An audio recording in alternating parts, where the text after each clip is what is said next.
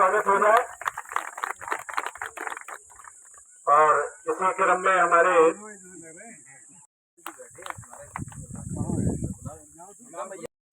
इसके हकदार हैं सम्माननीय श्री जिला अध्यक्ष हमारे प्रेम सिंह यादव जी, वो आज हो रहा है। बहुत बहुत धन्यवाद है, बहुत बहुत स्वागत है।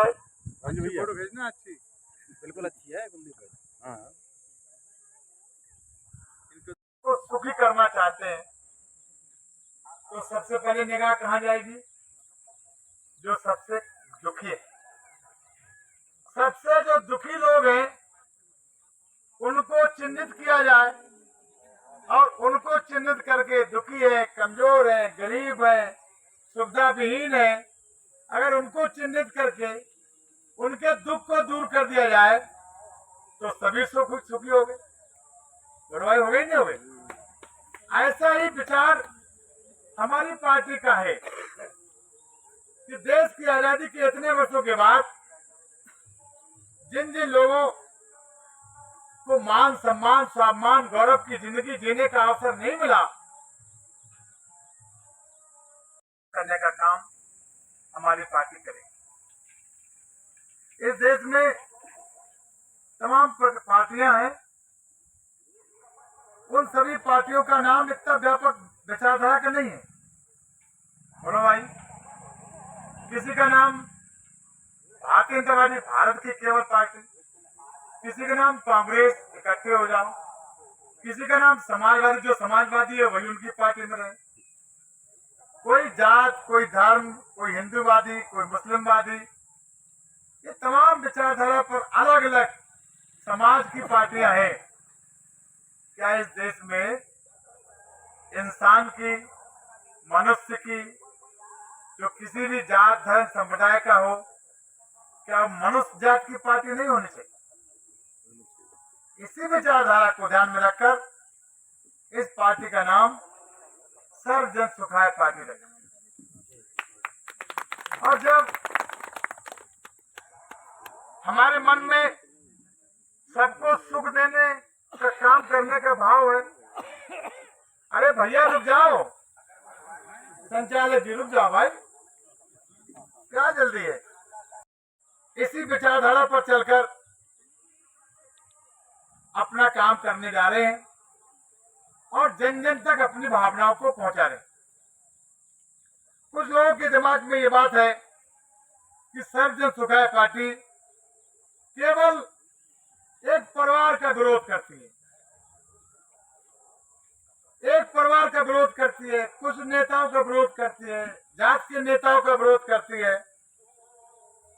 इस बात में सच्चाई नहीं है। एक बात और कहना चाहूंगा कि जो पीड़ित होता है और जिसका उत्पीड़न होता है, जिसका शोषण होता है, या जिसको गुलाम बना लिया जाता है, उसकी भी अपनी कुछ न कुछ कमियां होती हैं। बोलो गलत करें?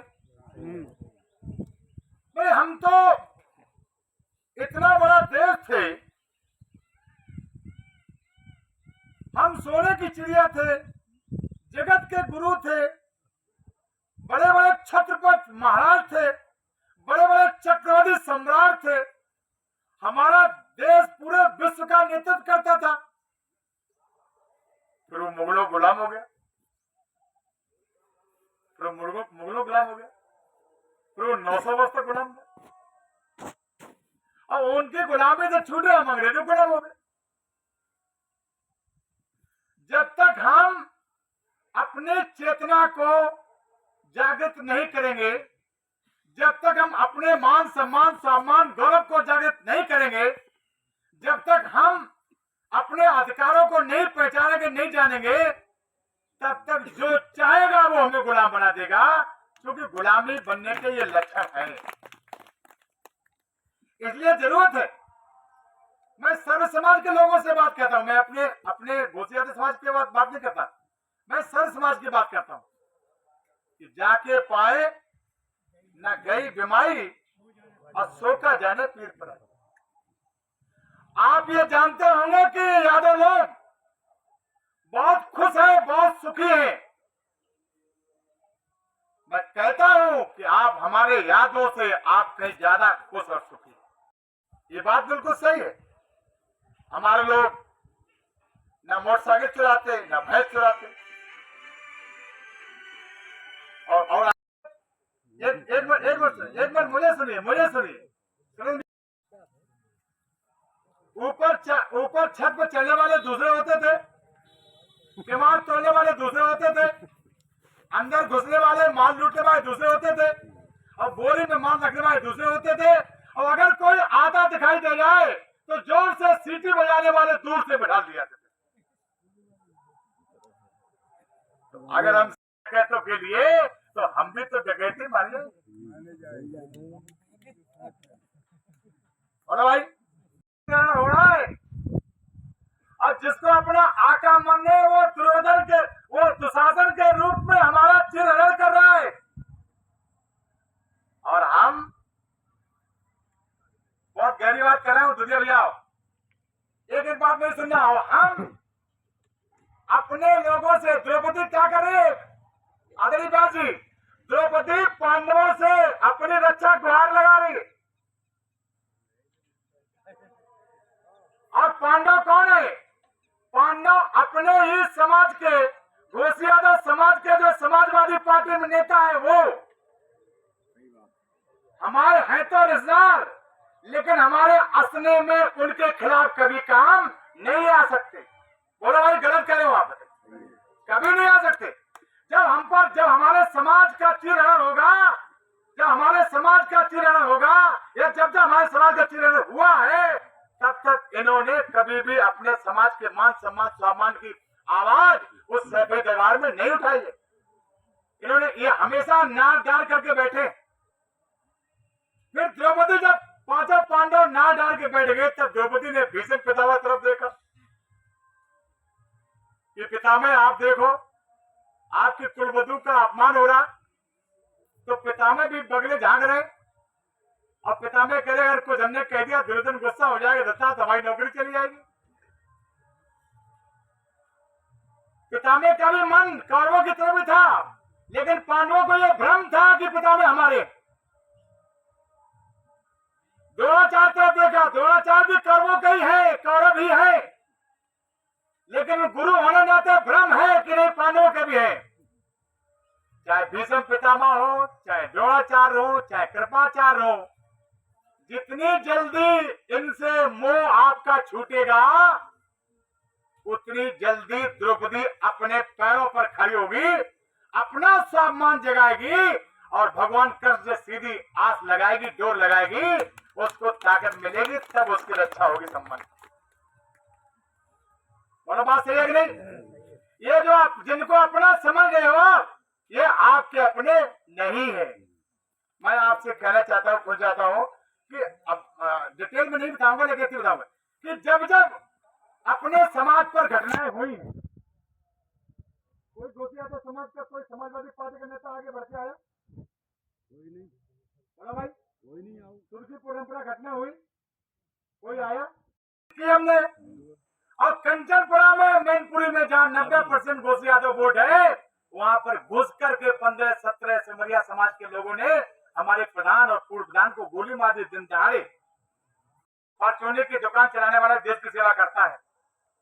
हर व्यक्ति, जो व्यक्ति अपने शरीर के पालन पोषण के लिए, अपने परिवार के पालन पोषण के लिए जो काम करता है, वो देश की सेवा ही है। किसान भी काम करता है, खेतों में जो किसानी मजदूर है वो भी देश की सेवा करते हैं। तो जब इनको सबको पेंशन मिलती है, सरकारी सेवा में काम कर लोगों को, तो किसान मजदूर दूसरे लोगों को भी 62 वर्ष की उम्र के बाद वृद्धावस्था पेंशन मिलनी चाहिए। और थोड़ी बहुत नहीं मिलनी चाहिए, 20,000 रुपए पेंशन मिलनी चाहिए। आप कहेंगे कि ये पैसा आएगा कहां से? मैंने मिलती है बड़े बड़े अधिकारियों को, उनको भी 20,000 की जाए और किसान को भी 20,000 पेंशन की जाए, सबको बराबर कर देंगे, तो कहीं से पैसा लाने की जरूरत नहीं है, उसी पैसे में से सबका सही हो जाएगा। सही है ना? हमारी पार्टी का अपने विचार है कि किसानों को 3 लाख के लिए 3 साल के लिए बिना किसी ब्याज के 5 लाख रुपया कम से कम केवाईसी में दिया जाए। 5 लाख रुपया, वो 3 साल का मौका दिया जाए। अरे बकरियां खरीदी, कुछ गवर्नर को, शंकर जी को, सबको मानते हैं, सभी देवताओं का वंदन करते हैं, लेकिन चंद्रशेखर जी रहेंगे आपके साथ, और आपकी जो बुराइयां हैं हम आपसे ठीक करवाएंगे। आप हमको गफलत में रखे हुए, आप हमको गफलत में रखे हुए, आप हमसे कांवड़ चढ़वाते हैं, पैसा कम पड़ता है कांवड़ के पैसे दे देते हैं, आप डीजे बुक करा देते हैं, खाने पीने का इंतजाम करते हैं, हमारे ऊपर हेलीकॉप्टर से पुष्प की वर्षा करते हैं। हम 85% फूले समाते हैं, हमारे ऊपर हेलीकॉप्टर से पुष्प की वर्षा हो रही है, और उसी बीच में आप अपने जज बना लेते हो, अपने कलेक्टर बना लेते हो, अपने कप्तान बना लेते हो, अपने अधिकारी बना लेते हो, तो आप इधर इधर माल चाप जाते हो, इधर हमें हमसे कामड़ चढ़वाते हो। खाना बढ़ाते हैं, ऐसे नेता है, ये देन किसकी है? बोलो भाई, बोलो भाई। अगर शराब में धुत होकर के और पैसा लेकर के अगर आप प्रधान बनाओगे, तो प्रधान आपको काहे के लिए आपको सेवा करेगा? बोलो भाई, जात के आधार पर, धर्म के आधार पर, पैसा के आधार पर, शराब के आधार पर, लालच के आधार पर अगर जनप्रतिनिधि को आप चुनोगे, तो जनप्रतिनिधि तो पहले वो निकालेगा अपना,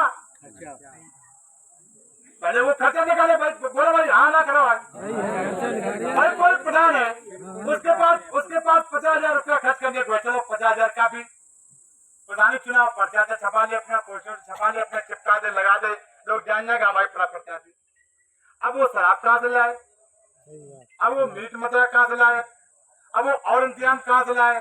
तो फिर अपने जीजा से मांगेगा, अपने फूफा से मांगेगा, अपने और रिश्तेदार से मांगेगा, और फिर चुनाव जीत गया, और चुनाव जीत के अब जीजा झंडा डाले हैं, अब फूफा झंडा डाले हैं कि तुमने पैदा लेते कहाँ है? तो बोले बस अब पहले के, यदि आप यहाँ ना आते तो हमारे तो हौसले पस्त हो जाते।